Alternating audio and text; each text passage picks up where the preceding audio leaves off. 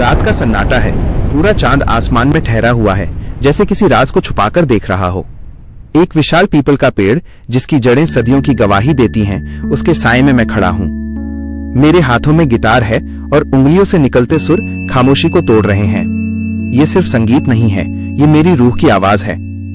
जैसे ही पहला सुर निकलता है, हवा में हलचल होती है। रोशनी के छोटे छोटे कण मेरे चारों ओर तैरने लगते हैं। और तभी नूर से बनी एक रूह मेरे सामने प्रकट होती है। उसका जिस्म रोशनी से बना है। वो जमीन को छूती नहीं, हवा में तैरती हुई मेरे संगीत के साथ घूमने लगती है। हर सुर पर वो मेरे करीब आती है, जैसे मेरे दिल की धड़कन सुन रही हो। अब मैं बैठ जाता हूँ, आंखें बंद कर लेता हूँ। मेरे पास वही नूर बैठ जाता है, बिना कुछ कहे मेरे संगीत को महसूस करता हुआ। इस पल में कोई सवाल नहीं है, कोई जवाब नहीं है, सिर्फ सुकून है, सिर्फ एहसास है। फिर अचानक वो नूर ओझल हो जाता है।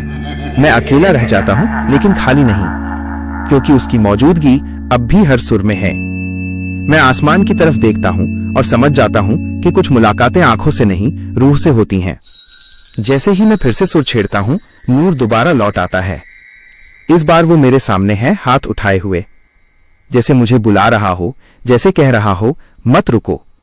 रोशनी के घेरे हम दोनों को एक साथ बांध लेते हैं। अब संगीत इबादत बन चुका है। मेरे चेहरे पर मुस्कान आ जाती है, क्योंकि ये डर नहीं है, ये मोहब्बत है। नूर मेरे चारों ओर घूमता है, सुनहरी लकीरें हवा में कहानी लिखने लगती हैं, और फिर वो धीरे धीरे रोशनी में घुलने लगता है। उसका वजूद संगीत में बदल जाता है। मेरे गिटार के सुर अब अकेले नहीं हैं, क्योंकि जब संगीत सच्चा हो तो रूह खुद चलकर आती है। और जब रूह मिल जाए तो इंसान कभी अकेला नहीं रहता।